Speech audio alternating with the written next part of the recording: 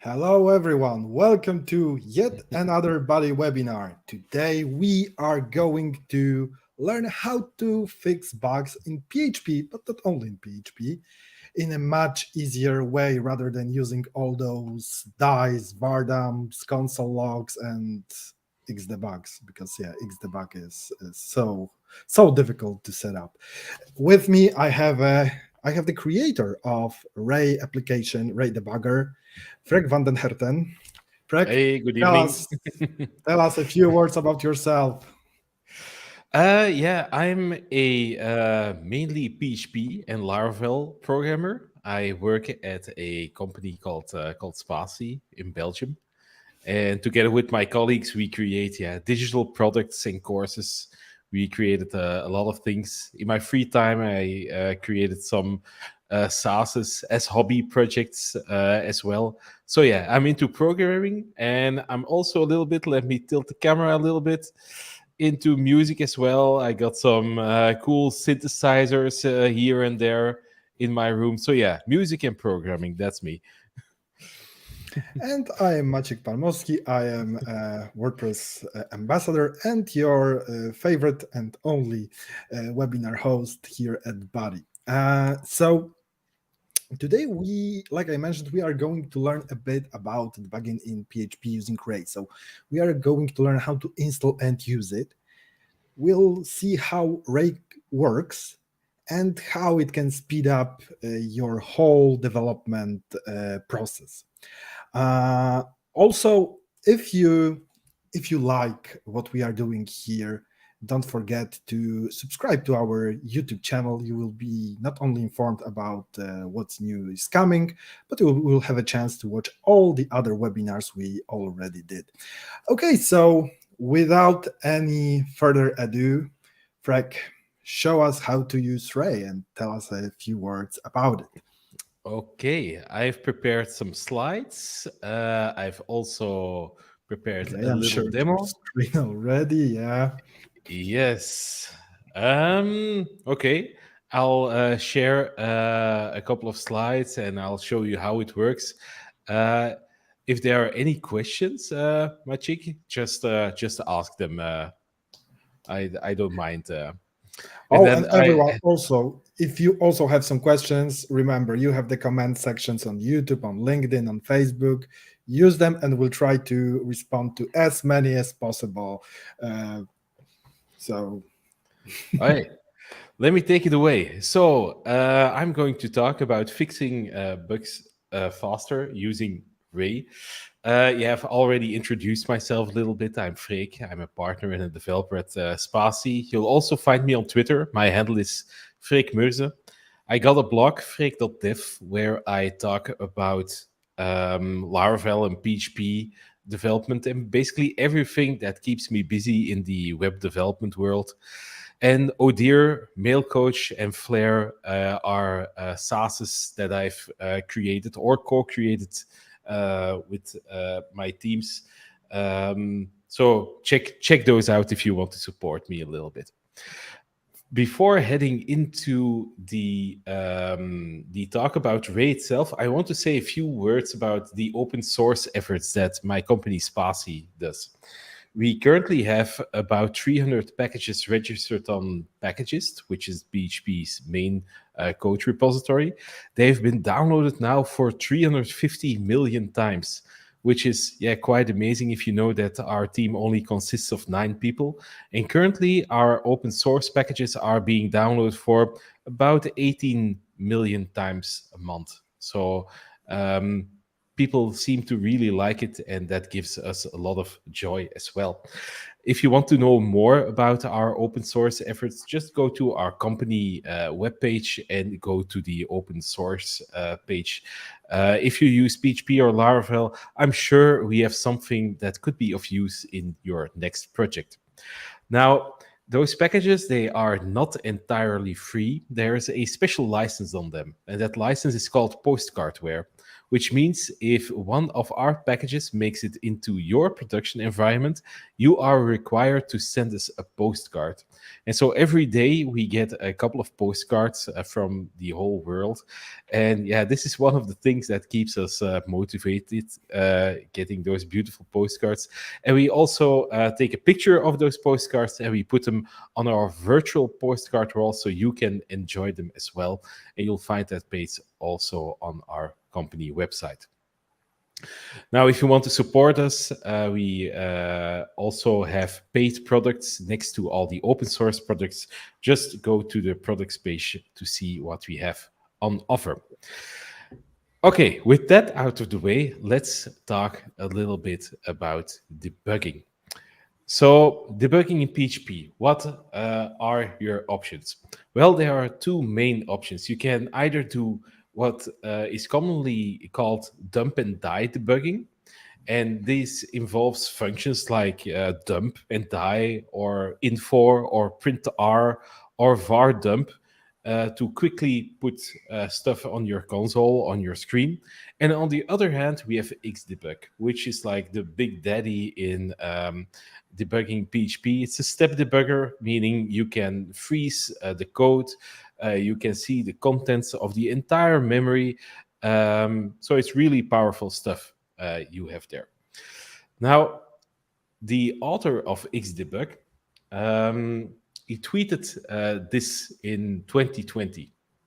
PHP developers that don't use XDebug for debugging are amateurs. Now, this is kind of a harsh statement to make, I think. Derek is probably also a little bit biased since he's the author of XDebug. And yeah, I want to stress that even though it's a little bit of a harsh statement, I know that probably Derek didn't meant it that harsh. He also tweeted, learning to use the debugger should be the first thing when starting with a new language. I kind of agree with that. But I think just saying if you don't use XDebug, then you're not a good developer, I don't agree with that. So let's compare XDebug and the other ones a little bit. So XDebug, I don't really want to say anything bad about it because when it works, it's really golden and it's really an amazing tool that Derek has created, and it's useful for a lot of debugging scenarios. So XDebug allows you to see the entire application at one point in time, so you can just stop the code. And you can specify on which line of code it should stop, and then you can see all of the contents of the variables. You can also step ahead. You can set conditions to where the next breakpoint should be. It's amazing, but there is one thing that isn't that amazing. Sometimes it is very hard to install. I jokingly say that if to install XDebug, you either need 1 minute or 1 day. Sometimes it just works and sometimes it doesn't. Now, in the latest version of XDebug, a lot of improvements were made for that. But still, if you're not like on the happy path of installing XDebug, you might get a little bit frustrated. Now, let's compare that with dumb debugging. So the good things about dumb debugging, it is very easy to do. You won't have any install problems as these functions, var dump, printr, dump, they're just simple PHP functions. And they just work all of the time, everywhere. You don't have any problems with installing those. And what I really like about dumb debugging is that they allow you to see the state of your application from multiple points in time. What do I mean with that? So in your application, imagine that you're debugging some sort of CLI command or something, and that CLI command has loops and functions going on and all sorts of classes. Then you can put dump statements inside of a loop or inside of one of the functions you're interested in, run your program, and you can see all of the output that you wanted in one go. so you can see like the entire flow very easily on your screen. And that's like a hidden feature of dump and die debugging to me, that you can really see your applications easily from multiple points in time. Now, there are a couple of bad things with dump debugging as well.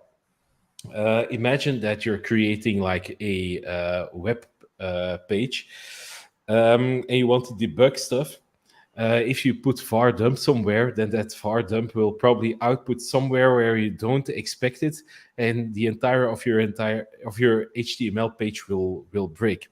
Also, imagine that you're debugging, some kind of daemon kind of thing, or maybe just a CLI command. Let's keep it simple. And you have like a couple of debug statements in there, and then you run the CLI a couple of times, the CLI command a couple of times, then it can be a little bit confusing, as if the output came from the latest iteration of your command or the one before that. It can be a little bit confusing when you have a lot of output. And there are also some dangerous things that can happen if you use dump and die debugging. It can be a little bit hard to track down your debug statements. What do I mean with that? If you put some debug statements in your code, maybe you're working with a couple of files and you put like dump statements here and there. Sometimes it's a little bit hard when you've done debugging to track those statements down a bit, like where is this coming from? Sometimes you've put maybe some debugging statement in the vendor folder even, and you can't find it anymore. If you put a dump statement in your own code and you forget to remove it and you commit it, then there might be a chance that you push it to production. And of course, you don't want to do that. Certainly not when you're like outputting like a user object where maybe the password isn't there, and suddenly you're exposing sensitive information. So there's a little bit of a danger with using dump and die debugging. So there are two options: dump and die debugging and XDebug. And I thought, or me and my team thought, like, wouldn't it be nice if there were something like in between those two? Like, I want to have like the good parts of dump and die debugging without the bad parts. And we've made that, and we've called that Ray. And our tagline is, or our original tagline was, dump debugging evolved. So Ray gives you the good parts of dump debugging.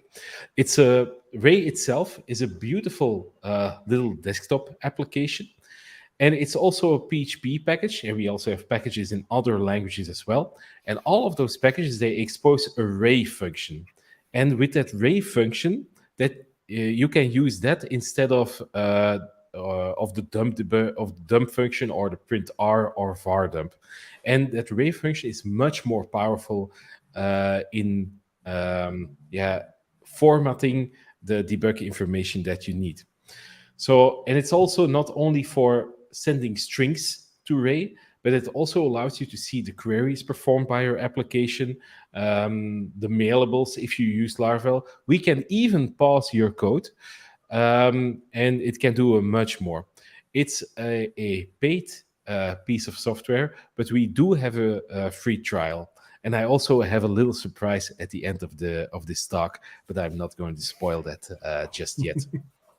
So I've talked a lot about this. Let's just see it in action. So let me go to my demo application here. And this is the application that I use to test Ray itself. It's a Laravel application, and it has a lot of commands that each test a different aspect of Ray. Now, don't worry, we're not going to go through this all. I'm just going to pick a couple of them. So I'm just going to type Ray here and just do all kinds of stuff with that. And I'm just going to do this in this command. But you should imagine that you're using Ray to debug something, that you put it in different files and not just in a simple command here. Okay, let's see it in action. So Ray is a desktop application. So let me start this up. This is how it looks like. You can see that by default, it is always visible, even over different windows. So you can easily just always get it. And there's also a shortcut to show and hide it from anywhere, so that you can just call it no matter in which IDE you are in. So let's send something to Ray. So Ray, hi everybody. And let's execute this command and see what happens. And of course, you can see that we have hi everybody here in Ray. Um, let's maybe do something else here.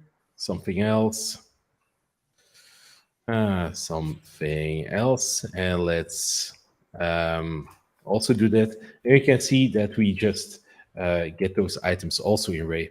Now, if I jump to another file here, you can use this little link underneath each item to just quickly go back to where you've added that to Ray. So what you can also do is, this is just simple strings, but of course you can also do arrays if you want. Let's demo this. Then you have like a little array, or maybe entire objects even. And in Laravel, the app object is one of the largest objects. Let's send that to array. And here you can see, let me make it a little bit bigger, that we get this object here. And we can even open and close stuff to see more information about the properties of that little object that we sent here. Let's remove this. And now you can see that we already have quite some output in our little console, in our little Ray application here. There's a button here that you can use to get a new screen, and now it's back empty. With this arrow function, you can go back to the previous output, but you can also do that programmatically. So let me add some more things here. You can say to Ray, hey Ray, just clear the screen from here on, or new screen. There's an alias as well. And if I do it now, then I only see the output of this invocation of the command. That's how that works. What you can also do is add certain colors. Now, imagine that you have like a lot of debugging information going on. Let's just add some stuff, and maybe this is the important one. You want to see this one. This is the special one.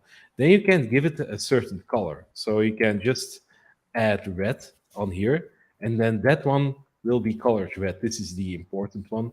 And with these color filters, you can just filter out the colors that you like. And we have every color under the rainbow. You can make it red, green, blue.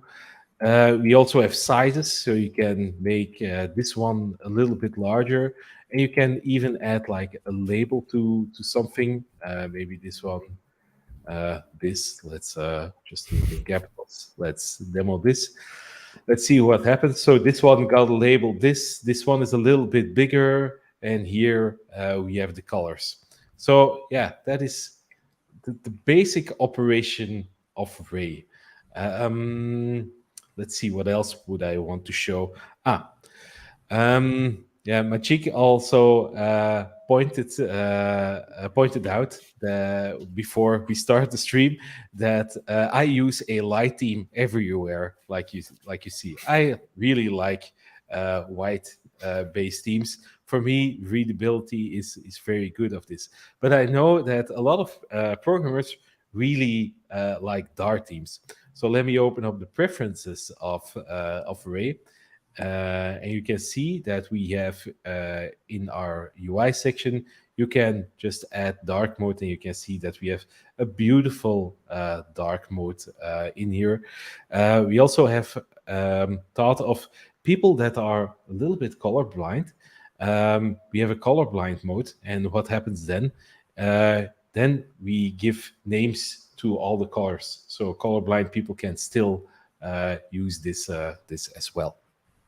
Okay, but I'm not colorblind, so I'm going to disable that, and I really like light theme, so let's do it back to the light. Okay, let's start using the more advanced features of Ray. Oh, and I forgot to mention something. This Ray function, how do you get it in your project? Well, it's very simple. If you use PHP, you probably know Composer, and you can just require spatie Ray, and then you get that Ray function. If you use Laravel, you can use Laravel Ray. There are a lot of Laravel specific things in there. And I think we all, I know for certain, we also have WordPress Ray and a couple of other PHP specific project packages. They are all mentioned in the docs. I'll show you that later. Okay, but I have Laravel Ray here, so I'm going to do some Laravel specific things. So I'm going to showcase this command a little bit. Let me put this in comments for now. So what Ray does out of the box is when something is locked to the log, and in Laravel you do that with log info or the log function, then that log will also end up in Ray, because we think that if you log something, that is probably something that will help you debug as well. So let me execute this command, and you can see that we get that in Ray as well. And we also took care that even though you don't use the Ray function, we still, with some reflection, know where you called log, and we can point to that. So if we are in another file and I click here, then I go where this was logged. Now, in a Laravel application, if you send a mail, the mails are written to the log as well. And let's see what happens when I send a mail in this Laravel application. So let's run this again. And then you can see that instead of rendering a simple string, we just render out the entire mail and the information about it. And this just happens when, you just send a mail in your Laravel application. There's no configuration required. These buttons in mails, the links, they all work. I think there's a link here to our company website. Yep, Spatie BE is loading there. And this is very handy for like testing email flows, like maybe a password confirmation or something. If I were to have like a Laravel application with a password confirmation, then I can just use a browser to request a mail with the password reset link, and then in Ray I just can see the email and can click the link. So it makes it very easy to debug email scenarios. Okay, let's do something else here. Maybe the queries. They are also very handy. So Ray, when you use it in Laravel and a couple of other frameworks, we also can do this in WordPress. It can show you every query that was executed. How you can do this? Well, we start like we clear the screen here for demo purposes. It's empty now, and then we are going to tell to Ray, hey, start showing our queries from now on. Then I'm just going to call some code that that performs some queries, and then I'm going to say to Ray, hey, stop showing the queries. I don't want to see these ones again. So this makes it very handy to, if you have like a piece of code where you want to see all the queries from, to do that. So let's try that. So I'm going to execute this command. And here you can see that we see those queries in Ray. We format them a little bit. As a bonus, you get the connection name, and you also get the time it took to execute that query. And here you can also see that we also detect the place where the query was executed. So again, if I'm in another file and I click this, you're getting tired of this story, then you get back to the query. And yeah, we took some effort to do this because Laravel itself sends the query deeper down in the framework. You can imagine that this will call some classes that build up the SQL query and will execute it somewhere in the framework. But we use reflection to see, hey, where have you executed this piece of code? So this makes it very handy to see where things were executed. Oh, yeah. Let me see. Let me show you another cool thing that we can do. Um, Maybe pause the code. This is a very cool one.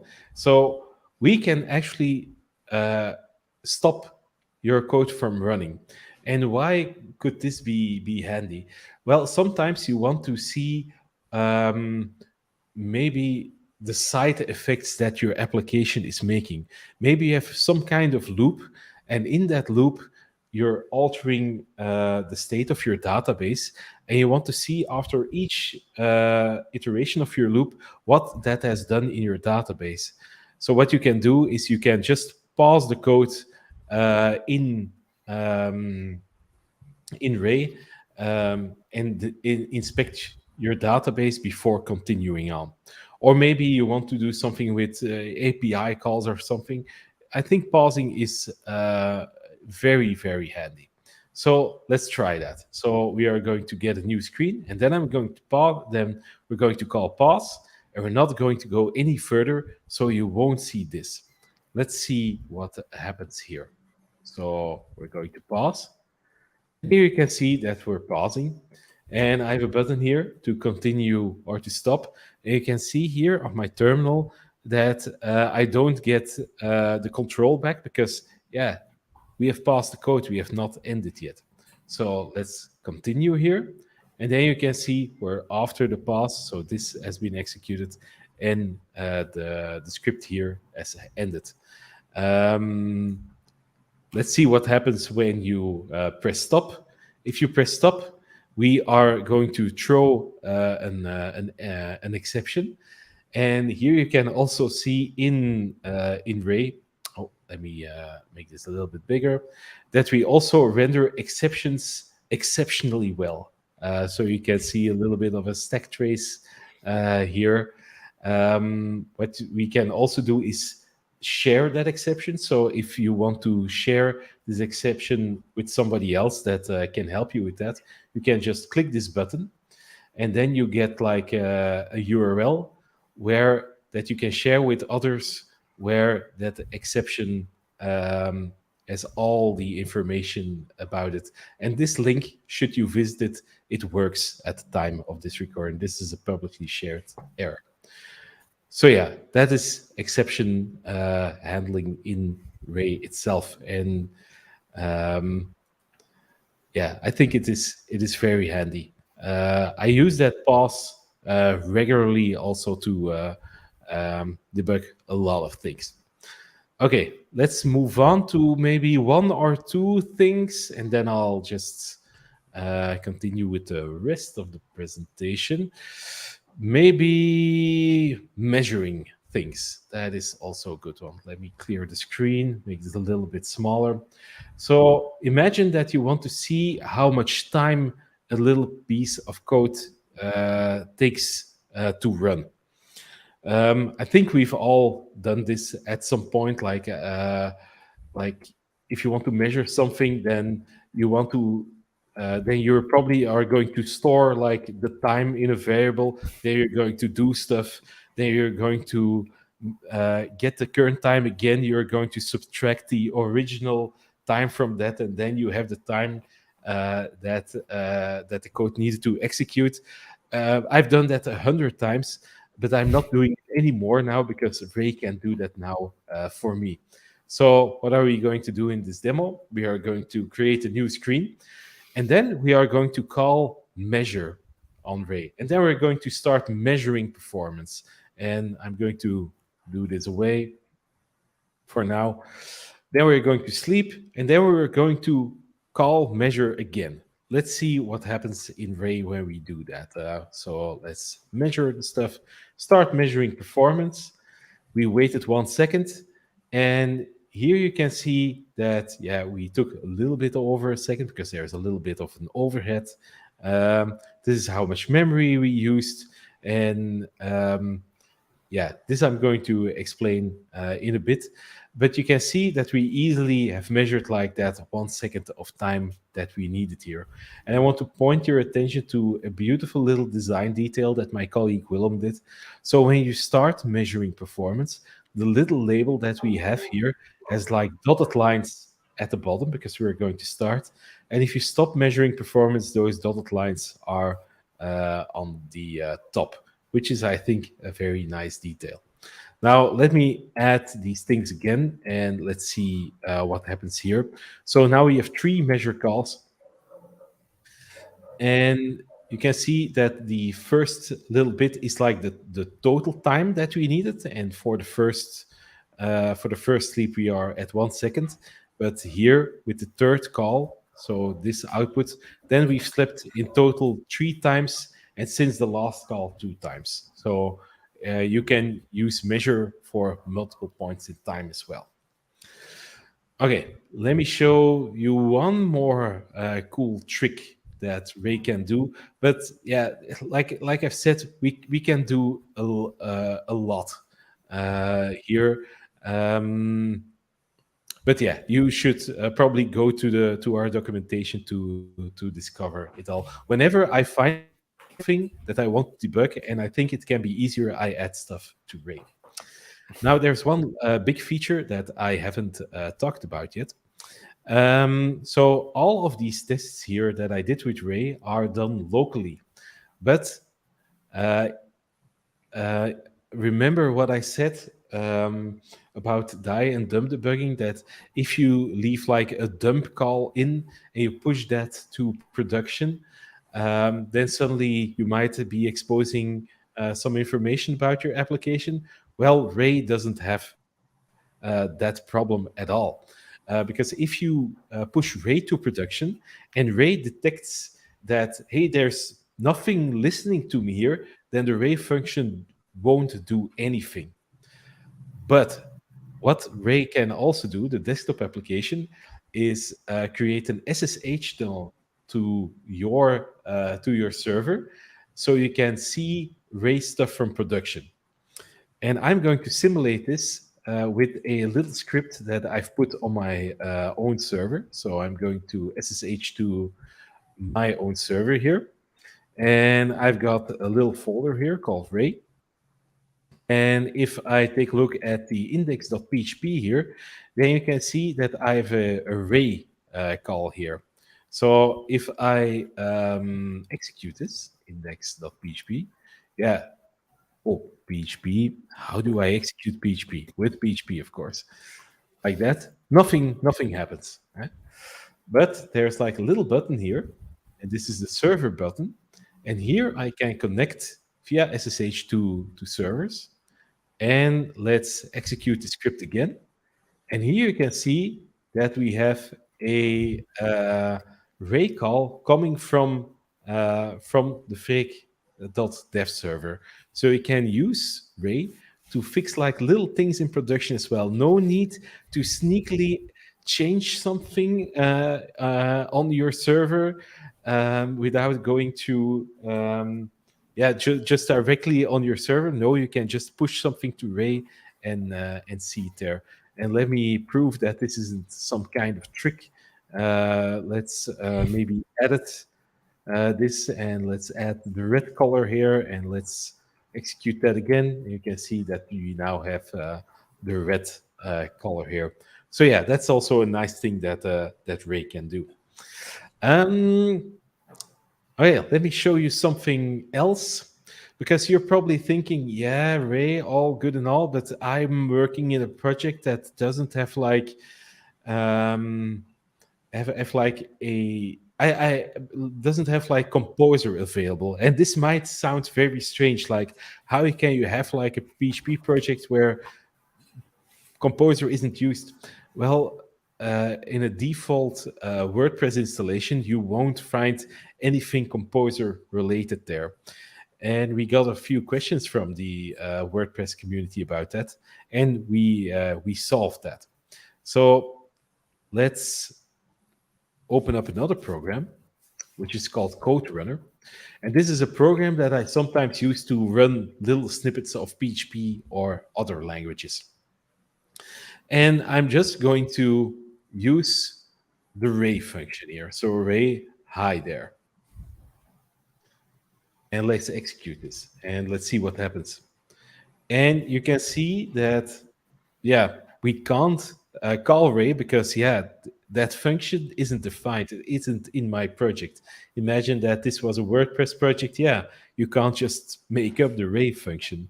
Well, there's something that we programmed, and it's called global array. Let me show you that. I've disabled it, but I'm going to enable it again. So I'm going to install global array again. And let's now execute this piece of code again. Oh, and array isn't open, so let me open it up. You can see that we are actually using the array function, even though we didn't define it here before. This is quite magical, I can assume. But this allows you to use array literally in every PHP file on your system, even small files like this one that don't include a vendor directory at all. Now I'll spoil how we do this. If you want to see the code of this, not spatie.be, but the global array repository here. It's something called global array, and what this does is it will add something to your php.ini file. Maybe I can just show it to you. So if I go to my php.ini file, and I did something wrong the next time. Let's just edit it anyway. It's called, I think, prefix. Where is it?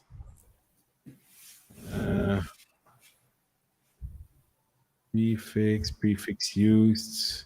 I thought it was prefix. Am I so wrong now?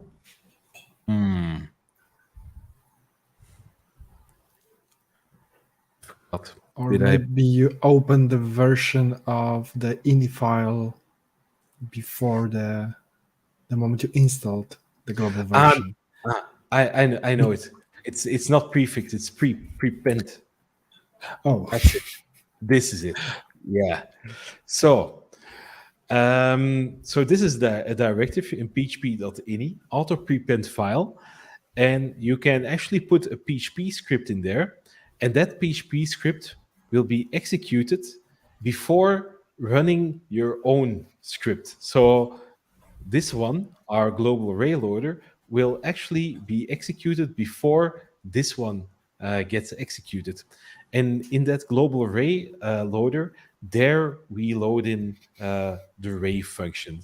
So yeah, all the magic happens in here. So if you want to define a function that you need to be in everywhere, that needs to be accessible in every PHP file of your system, you can add it to the auto prepend file. As a bonus, we didn't only add the array function, but also Symfony's popular dump function. So you can use dump in each and every PHP file on your system. So I think that is everything that I wanted to show about the application itself.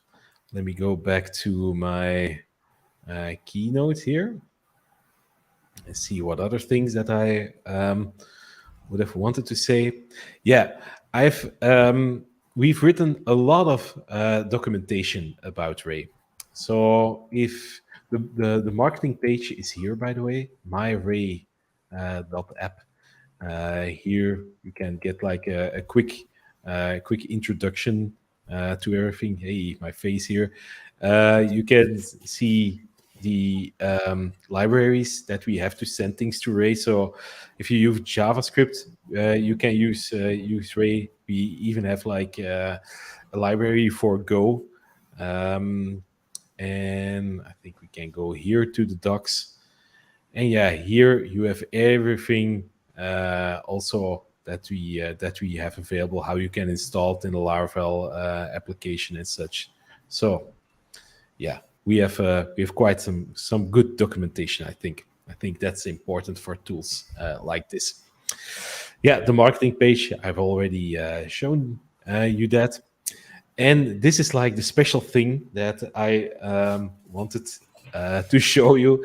Yeah, this is just a simple sentence. Ray is live. But this is actually a coupon code that you can use to purchase Ray. And you probably are asking, like, how much does Ray cost if I use that coupon code? And the good news is Ray is entirely free if you use this coupon code to buy it.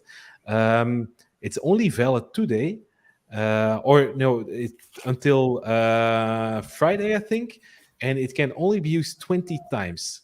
So if you're fast, you can use Ray for free. So that is everything that I want to tell you about Ray. For me, it greatly helps me debugging things. I can certainly debug stuff faster because I can just get better debugging information, and I really hope that you will like it as well. So yeah, Machik, that was everything that I had for you. But I'm happy to take any questions from you or the audience. Yes, I will. So first of all, I'm also a Ray user because, as you mentioned at the beginning, the problem with XDebug is that it sometimes just doesn't install. Yeah, Especially because I'm a Windows user, so it was always so random. And using Ray was very surprising that it just worked out of the box without any problem. So that's this how is for everything me, should work, really. yeah, really. But when you compare it with XDebug, this was for me at least the biggest difference because I could spend like hours trying to make XDebug work, and I could debug code using Yeah, Ray. So for me, it was always a great solution. I use it mostly with PHP and with Twig templates. So because there is also a solution, a plugin for this WordPress implementation of Twig called Timber, so it's also available. It works really great. But I have one question regarding because as you mentioned, XDebug is very powerful because it is, mhm, and Ray is somewhere in between yeah, this. Uh, I read this nice term. It was called var dump and die driven development, uh, yeah, yeah. and XDebug. But where do you think that Ray falls short comparing XDebug? What it can't do and XDebug can? Well, what XDebug really is very good in is showing really the entire state of your application. If you want to see like um, wait, let me just tell it another way. Um, with Ray, you have to think about beforehand which things do you want to send to Ray. With XDebug, you can just see the contents of everything. You don't have to make a decision beforehand. You can just hover over a variable. Here is the content of that variable. Uh, and yeah, that's something that Ray will probably never do because yeah, it just isn't possible for Ray to do something like that. And of course, like yeah, setting breakpoints and the nice IDE integration that XDebug has, that's something that Ray will probably never do because Ray is a little bit of a pragmatic kind of tool. So. Um, yeah, I think seeing all the variables that you want, that's like a big plus for XDebug. Yeah. and Mm-hmm. and and, Yeah, and to mhm. and to make that a little bit complete, because I don't want to come off as like an XDebug hater. I use XDebug sometimes as well, but only for like really involved kind of debugging things. But for, I think, most day-to-day debugging of smallish and even medium kind of things, I use Ray myself as well. So I think they both have their place. Mm-hmm. I understand. Yeah, because this was something that interested me. How do you see? We also have one question from the audience. How I can use Ray inside a Docker container or on hosted AWS server? Well, you can do that. I must say that I'm not a big Docker user, but a lot of Ray users are, and they helped to write the Docker documentation for Ray. So in the documentation of Ray, you find how you can configure it. It's mostly like most things with Docker, I guess, forwarding the right ports to Ray. Um, Maybe I can also mention that, yeah, how does Ray work in itself? In the Ray application, we just have a simple HTTP server that is listening. So everything that is sent to Ray is sent via the HTTP protocol. So if you just configure your Docker ports just right, you can just use it in your Docker containers as well. Mhm. And with AWS server, it will be just a typical remote Yeah, remote server, right? yeah. Okay, yeah. So these are all the questions. At the beginning, we also launched a small poll on YouTube, and we asked, "Is using die and vardamp your preferred debugging method?" Hmm. And the good news is that most people said no. 61% Okay. said no. So there are still 38% that should try using, for example, Ray, because it's really simple and it's much easier to use rather die and all those other commands. Oh, and we get one more interesting command here from Haz. I Hmm. only use XDebug for quite old legacy project with modern code bases. I find Ray is usually enough. Nice. I can agree with that. I luckily don't have to work on old code bases too too much, so I'm lucky to mostly work in modern Laravel projects, and I also use, yeah, Ray most of the time. Okay, so Frank, thank you very much for explaining us what Ray is and for this really beautiful coupon code because it's I mean you won't get Ray any cheaper than that. Let's be honest, No, right? I don't think I I mean don't think so. Yeah. it's it's I'm not going to pay people to use Ray, so zero is really my limit. Like, yeah. I mean at this point it's at the price of XDebug. So yeah, yeah. So just and do it. mhm. Yeah, and I'm pretty sure that if you decide to buy it, it'll pay for itself. You know, I think our normal price is now, I think, around 40, 50 euros. We have PPP pricing, so in every country it's a little bit different. But even Mhm. if it already saves you like a half an hour of debugging, you already got the price out of it. So I think it's that cheap. I'm a little bit biased, of course, but I think this about most development tools. I happily pay for tools that make me a little bit faster, and if that little bit faster is just an hour, yeah, then it's already worth a lot, I think. Yeah, that's true. I mean, debugging can take a lot of time, and Hmm. having all those variables put in one place, and especially this pausing and resuming, especially in the loops, as you mentioned. This is a huge time saver. So Yeah. really, thank you so much, because like I said, it's a huge helper. So like I said, thank you so much. And I wanted to share some more things. So first of all, if you want to know what is happening with when it comes to our webinars, don't forget to sign up to our Meetup.com group called Buddy CI/CD group. We are informing every time about the new webinar that is upcoming. Also, like I said before, subscribe to our YouTube channel. Of course, you also can follow us on Twitter, Facebook, on LinkedIn. But if you want to be informed about the new webinars, I think that YouTube is also a great place to do so.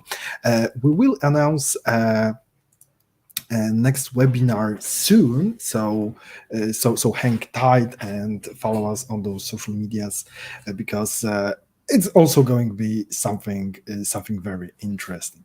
So Frank, thank you once again. My It was pleasure. really a pleasure having you here, and thank to everyone who was listening and watching us. Thank you all, and see you soon. Bye. All right.